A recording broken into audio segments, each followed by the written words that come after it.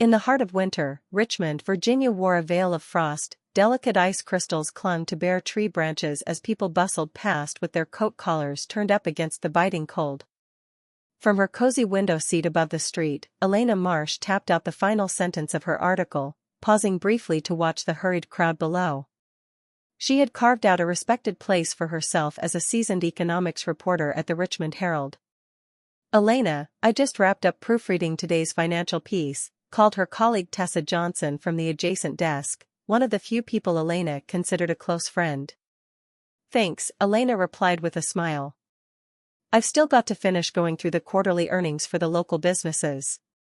After a slight pause, she added more softly, "And I have an appointment with Dr. Hayes this afternoon." Tessa's face gentled instantly. She was one of the rare few who knew Elena's closely guarded secret. "How are you doing?" she asked, voice low with genuine concern. Elena placed a hand over her still flat belly and gave a small, solemn nod. "I'm in my 6th month now. I really should tell my family soon." A familiar swirl of anxiety churned in her chest. Just a year ago, her long-term relationship with Aaron had ended abruptly, 7 years together, engaged and planning for the future, gone in an instant. He had vanished from her life with a parting line about needing freedom. Ironically, she found out she was pregnant after he left. For weeks, she'd wrestled with the idea of telling him. But in the end, she chose not to reach out. He had made it clear what he didn't want, and responsibility wasn't part of the picture. Elena had decided to raise the child on her own. But that decision hadn't made things easier, especially when it came to telling her family. Her mother, Vivian, was the one she dreaded most, a beloved figure in Richmond's philanthropic circles, known for her grace and generosity. Yet beneath that polished public image lay a woman of rigid principles and deeply traditional views. Elena could still hear her mother's stern voice echoing in her mind, "Having a child outside of marriage is simply unacceptable." "You've got your mother's charity event tonight, right?" Tessa asked gently. Elena sighed, already weary at the thought. "Yes," another stiff evening of forced smiles. "My sister Rachel will be there, too." Rachel worked for one of Richmond's top real estate firms. She'd married 2 years earlier but was now struggling with fertility treatments, a private battle that made Elena's own situation feel even more complicated. "Did your doctor say anything new?" Tessa's tone was laced with quiet worry. Elena smiled faintly. "The baby's healthy. Dr. Hayes has been wonderful. She always reassures me that I'll be able to handle this, even on my own." Meeting Dr. Lillian Hayes had been a lifeline. Her calm, steady presence and wise counsel were helping Elena gradually find peace with the uncertainty ahead. Lately, she had even begun collecting tiny clothes and baby supplies, quiet acts of hope. Later that evening, Elena left the office and headed to her routine OB appointment. The visit went well. Dr. Hayes confirmed that both mother and baby were doing great. "It's time to talk to your family," the doctor said kindly as Elena stood to leave. "I know," Elena replied with a nod. "I'm going to tell them this weekend, after my mother's event." On the drive home, Elena sat in reflective silence. Her mind rehearsed the words she would say, picturing her mother's face, her sister's reaction. She placed her right hand gently on her belly and whispered, "We're going to be okay." As dusk settled in, the road darkened. Elena's thoughts were interrupted by the ring of her phone. She answered through her hands-free system. "Elena, could you arrive a bit early for the event tonight?" Her mother's voice asked, as formal and composed as ever. "We have a special guest attending." "All right, Mother," Elena replied. As she neared a bend along the winding mountain road, the pavement was slick with fallen leaves and dim twilight made visibility nearly non-existent. Then, in a split second, it happened. She slammed on the brakes. Nothing. The car kept moving, out of control. Panic surged through her veins as she wrestled the wheel, but the vehicle veered sharply, crashing through the guardrail and tumbling down the embankment. "My baby," was her final thought before darkness swallowed everything. Somewhere in the night, the wail of ambulance sirens pierced the silence.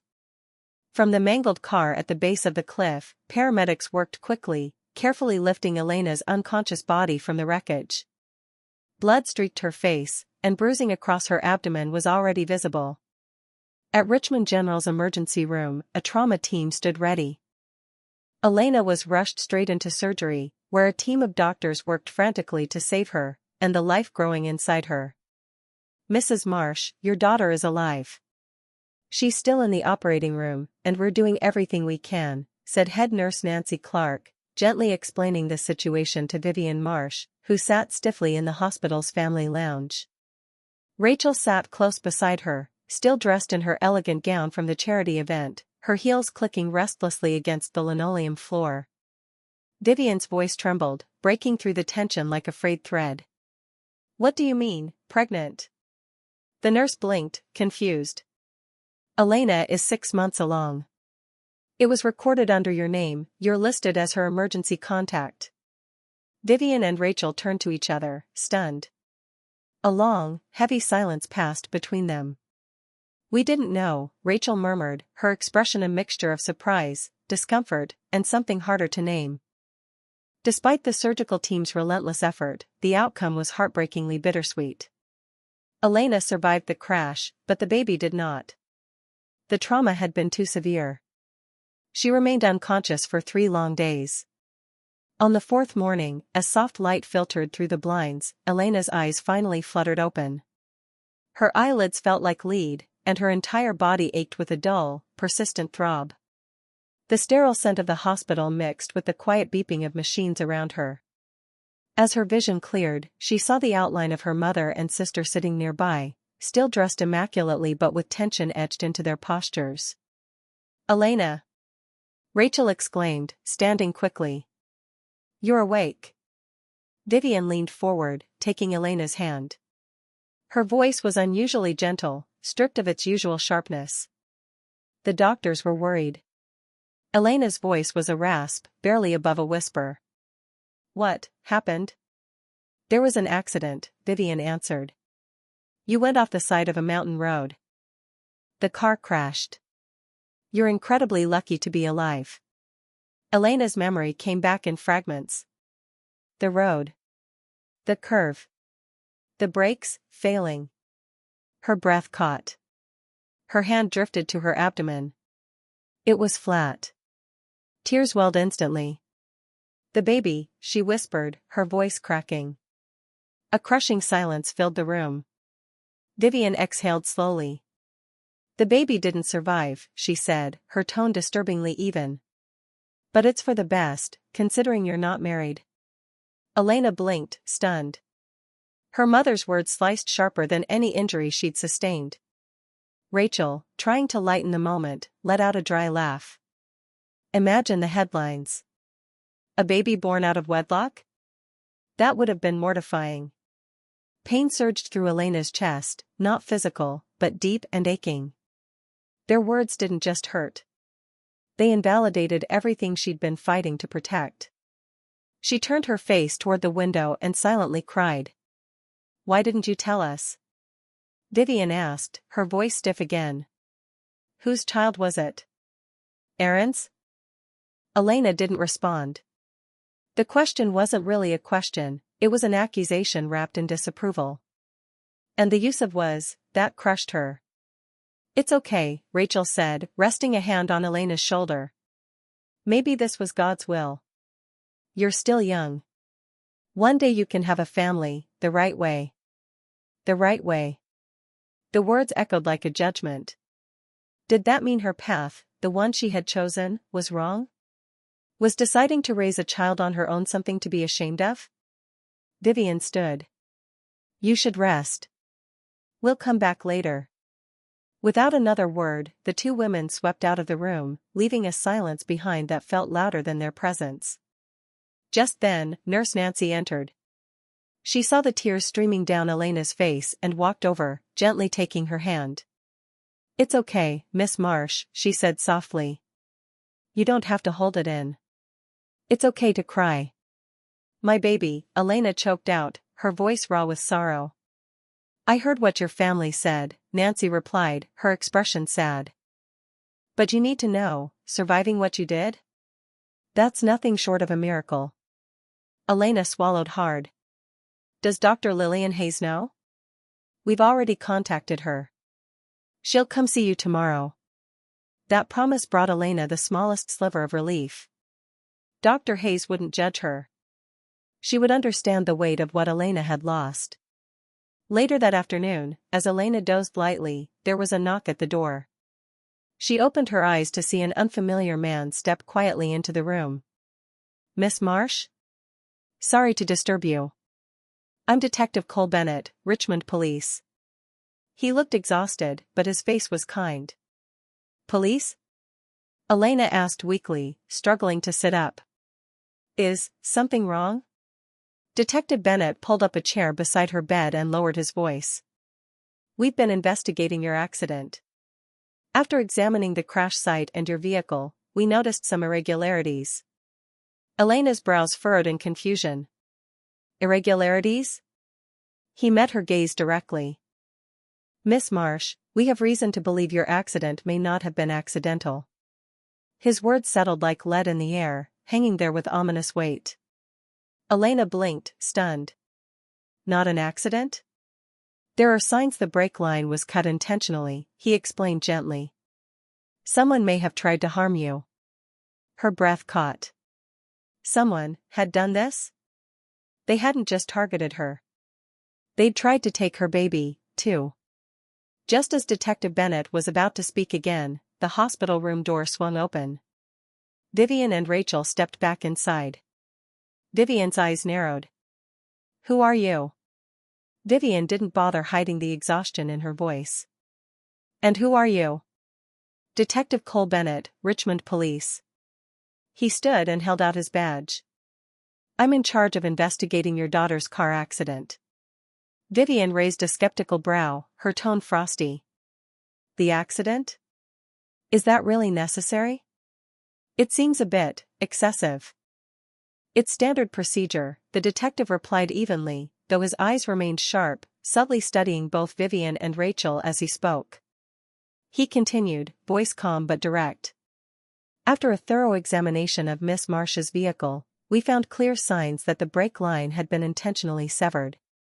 This was not a mechanical failure, it appears deliberate. Rachel's eyes widened. That can't be. Who would do that to Elena? It makes no sense. Elena remained quiet, listening to the exchange. A growing unease settled in her chest. Something felt off. Wrong in a way she couldn't yet explain. Have you received any threats recently?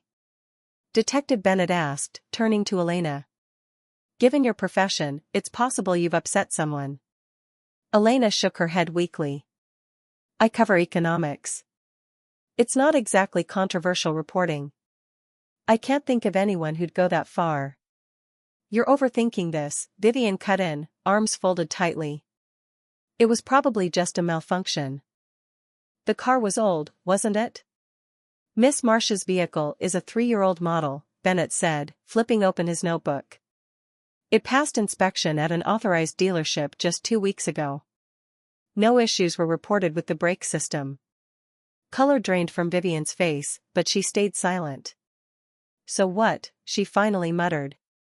The investigation is still in its early stages, Bennett said gently, his voice more sympathetic now. I'd like to speak with Miss Marsh again once she's feeling stronger. My daughter needs rest, Vivian interrupted sharply, rising from her seat. Any further questions will have to wait. Bennett didn't argue. He simply handed Elena a small card. If anything comes to mind, no matter how minor, please reach out to me. With that, he exited the room. As the door clicked shut, Vivian let out a huff. What a waste of time. The police are always so dramatic. Mom, let's go, Rachel said, linking her arm through her mother's. Elena needs to rest. It was clear they were both eager to leave. Elena watched them go without saying a word. We'll come back tomorrow, they tossed over their shoulders as they disappeared down the hallway.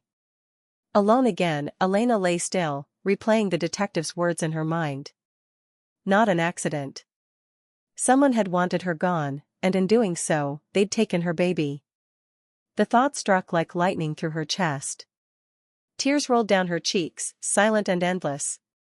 The next morning, sunlight streamed softly through the window as the hospital door creaked open again. Tessa stepped inside, cradling a bouquet of pale flowers and a small stuffed bunny in her arms. "Elena," she whispered, hurrying to her bedside. Elena reached for her friend, and they embraced tightly. Tessa's warmth was a balm against the coldness her family had left behind. "I heard about the baby," Tessa said softly. "I'm so sorry. I can't imagine how hard this must be." Elena nodded, her throat tightening. For the first time, someone had acknowledged what she'd lost, truly seen it. "I tried telling my mother and Rachel," she said haltingly, "but they treated the baby like it was some kind of shame." Tessa's expression hardened. "That's awful. I can't believe they said those things." Elena wiped her eyes and told her about the police investigation. Tessa grew quiet, brows furrowed in thought. "So someone deliberately tried to harm you?" "That's what Detective Bennett said," Elena confirmed, her voice barely above a whisper. "But who would want to hurt me like that?" Tessa thought for a moment. "Do you think it could be work-related? Someone upset over a report or a business deal gone bad?" Elena shook her head slowly. "I can't think of anyone with a grudge that strong. And even if they wanted to hurt me, the baby too?" Her voice broke. Tessa took Elena's hand in both of hers. "I'll be here. Whatever happens next, I'm with you." Those words, simple and steady, brought a flicker of warmth to Elena's aching heart. Later that afternoon, Dr. Lillian Hayes entered the room. Her face, usually calm and reassuring, was clouded with sorrow. "Elena," she said softly, sitting beside her. "I'm so sorry. I've been thinking about you and the baby nonstop." "I'm glad you're here," Elena said, a weak smile touching her lips. "No one else seems to understand what I'm going through." Dr. Hayes reached over and held her hand gently. "I met your mother and sister. They're concerned, but they're happy," Elena cut in bitterly. "Happy that I won't be a single mother now." Dr. Hayes's expression grew pained. "People grieve in different ways," she said carefully. "Sometimes what looks like indifference is just someone coping poorly." Elena exhaled, eyes fixed on the blanket pulled over her waist. "Did you know the police think the crash wasn't an accident? That someone actually tampered with my brakes?" Surprise flickered across Dr. Hayes's face. "What? That's unbelievable." "I just don't understand," Elena said quietly, her eyes clouded with confusion. "Who would want to hurt me?" Dr. Hayes's face softened, but her tone shifted back into professional calm. "Let's focus on your recovery for now. Your physical healing comes first. Leave the investigation to the police." That evening, just as the room settled into its usual quiet, Elena heard voices from the hallway, raised, tense. "My daughter is still recovering." "This is not the time for interrogation," came Vivian's clipped tone. "I understand, ma'am," said Detective Bennett, his voice firm but respectful. "But this is an active investigation, and it's important we continue gathering information." There was a pause, then the door opened. The detective entered the room alone. "Your mother," he said with a small, sympathetic smile, "is quite protective." Elena gave a tired smile in return. "Mother has her own way of doing things," she said vaguely, sidestepping her true feelings. "I just wanted to bring you up to speed," Bennett said, settling into the chair beside her bed. "We've confirmed it, your car was tampered with. The brake line was cut with precision tools. Someone knew exactly what they were doing." Elena's breath caught in her throat. "But, who would do something like that?" "That's the question," he replied, expression turning serious. "When was your last service appointment?" 2 weeks ago, Elena said slowly, thinking back. "At Wilson Auto Service." Bennett jotted it down in his notebook. "I'll follow up there." "Have you noticed anyone strange hanging around recently? Anything unusual? Anyone who might have held a grudge?" Elena shook her head. Not that I can think of. I mean, I write about economic policy, market trends. Nothing that would make someone want to hurt me. I understand, the detective said, standing. If anything comes back to you, no matter how small, call me. After he left, Elena turned her head toward the window. The golden light of sunset stretched long shadows across the room, and with them came a renewed weight, grief, yes, but now something more. Determination. A fire lit quietly inside her. I will find out who did this. I have to. 3 days later, doctors cleared her to move to the general ward. Her body was healing, slowly, but her heart still ached from wounds that medicine couldn't reach. As a nurse helped her pack her few belongings, Elena's voice broke the silence.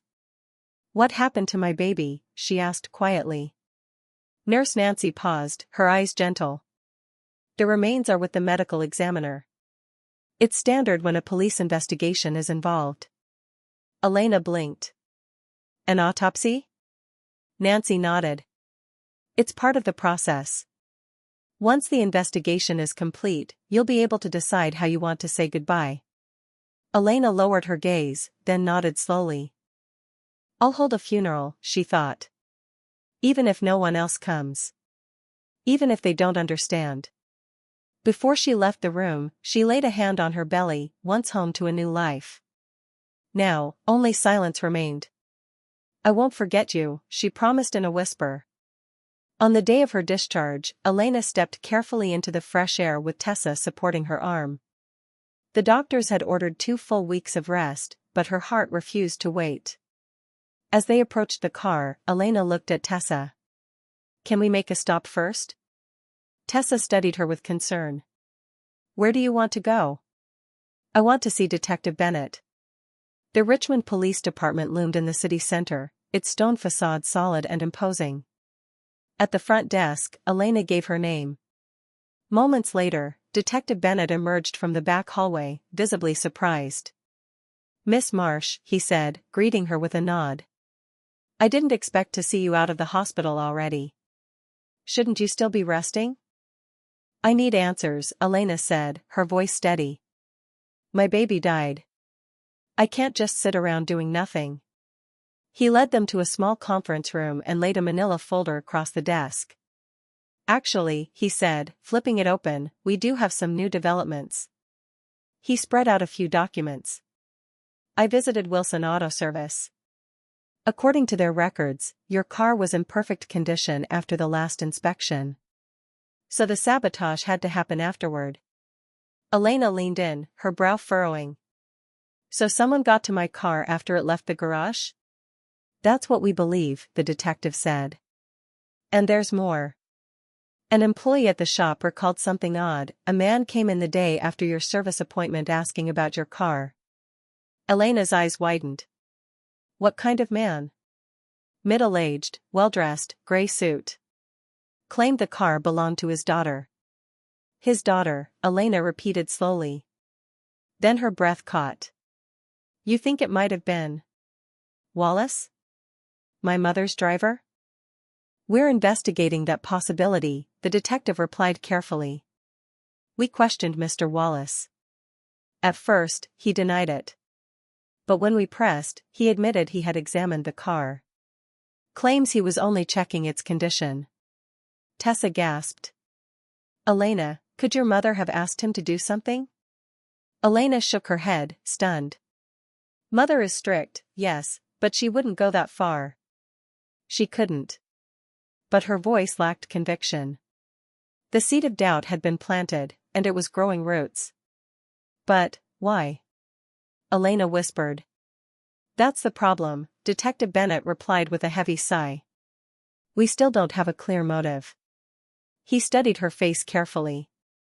Do you recall anything that might explain tension between you and your mother? Or your sister? Elena turned toward the window, eyes distant. Mother didn't know I was pregnant. At least, I hadn't told her. Her voice faltered. But, have you remembered something? The detective pressed gently. Elena nodded slowly. 2 days before the accident, I went to use the phone in her study. I overheard her talking to someone. She said. We can't let her bring shame upon us. I didn't understand it then. But now, so she might have known, Detective Bennett said, voice low. Elena covered her face with trembling hands. But to do this, to her own daughter? Her grandchild? Is that even possible? The detective began gathering his files. Evidence is building. Please give us a little more time. The next day, Elena was at home, still physically fragile, though her mind raced endlessly with questions. Outwardly, she was resting. Inwardly, she was unraveling. The phone rang. It was Detective Bennett. Miss Marsh, he said, his voice brisk. We found something important. Can you come in right away? At the police station, Bennett led her to a private room and turned on a monitor. This is from the day before your accident, he said. Surveillance footage from a bank's ATM camera. The grainy video flickered to life, showing Wallace, Vivian's longtime driver, walking across a parking lot after leaving the bank. He approached a parked car where another man stood waiting. This man is Derek Voss, the detective said. He's a mechanic, but he's also done illegal modifications for extra cash. On the screen, the two men exchanged something, a handshake, a quick transfer. We arrested Voss, Bennett added, his voice quiet now. He confessed. He was paid by Wallace, to cut your brake line. Elena felt the world tilt under her. Her knees weakened. And Wallace? She asked, barely able to get the words out. He says he was acting on instructions, from your mother. The air drained from Elena's lungs. My own mother. Her voice cracked. Was Rachel involved, too? We're still looking into her, the detective replied. So far, there's no conclusive evidence. But I'd like to question your mother and Wallace, with you present. Elena nodded slowly. She had to face it, no matter how much it hurt. That afternoon, Vivian and Wallace were called in separately. Vivian entered with her usual poise, dressed impeccably, her expression one of thinly veiled irritation. I don't have time for this, she said coolly. I have a charity event tonight. Detective Bennett began explaining the evidence, the video, the confession. Vivian's face turned pale. This is absurd, she said stiffly. Whatever Wallace claims, I'm not involved. Elena's voice shook. Mother, why? Vivian didn't answer. Bennett spoke again, calm but firm. We also reviewed your call records. You discussed Elena's pregnancy, with Rachel. Those calls are on record. Vivian's mouth tightened. Tampering with the brakes was never the goal. It was just meant to scare her. But we had no choice. Elena gasped, rising to her feet. No choice? You tried to kill me, and my baby. You don't understand, Vivian snapped, her voice suddenly trembling. An unwed mother, the scandal would have destroyed the family's reputation. The Marsh family's honor. Elena stared at her in disbelief. Honor? You call that honor? Vivian looked away, silent. Did Rachel know? Elena asked through clenched teeth. Vivian hesitated. She knew there was a plan. But not the details. Bennett stepped forward. Vivian Marsh, you are under arrest for attempted murder and fetal homicide. As her mother was led away in handcuffs, Elena stood frozen. Grief twisted inside her, deep, bitter grief. Her mother, the woman who raised her, had taken the life of her child. I want to see my sister too, Elena said, her voice barely audible. Even if it hurts. A year passed. The trial had ended. Vivian was sentenced to 10 years in prison. Wallace received 5 after accepting a plea deal. Rachel, though suspected of involvement, was never formally charged. There wasn't enough evidence. Still, the family had collapsed. Rachel left Richmond and started a new life in another state. Outside the courthouse, the autumn sun bathed the steps in soft golden light.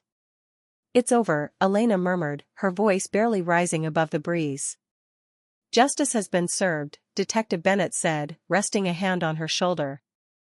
Over the course of the year, he had become more than just an investigator, he'd become a trusted friend. Elena's eyes remained distant. But Mother, she never once apologized.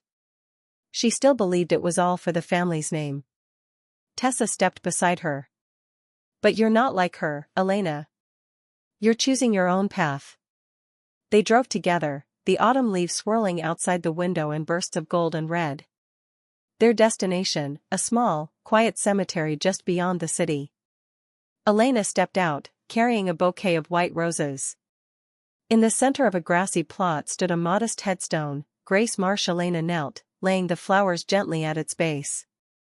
The trial is over, Grace, she whispered. And Mommy's going to keep moving forward. One step at a time. They stood in silence for a few moments, paying their respects. Then they returned to Elena's new home, a cozy cottage outside the city. Tessa's husband, Ben, and Detective Bennett's sister, Chloe, were waiting for them. Over the past year, they had become Elena's circle. Her support. Her new family. To new beginnings, Ben said, raising a glass. To Elena, Chloe added. For her strength and her courage. Elena smiled, her heart full. I wasn't alone, she said simply. After the meal, she opened a small box and pulled out a letter. It's from Rachel, she said quietly. She's been attending a prison counseling program. She says she's changed. She apologized? Tessa asked. Elena nodded. She's reflecting. Trying to make peace. Will you see her? Elena turned to the window, where the sky was turning a deep, soft red. Not yet, she said. But I don't intend to hate her forever. Detective Bennett's voice was gentle. Forgiveness and forgetting aren't the same thing. No, Elena said. But for Grace's sake. I need to let go of the hate. As the sun set, casting the room in warm, glowing light, Elena felt a quiet peace settle over her. She was no longer defined by bloodlines, status, or expectations. Her family now was made of love, of choice, and of truth. Mother believed social standing was everything, she said softly. But I've learned something else, I'd rather choose a path guided by hope. Outside, a single golden leaf danced in the wind, floating upward, onward, toward something new. Just like Elena.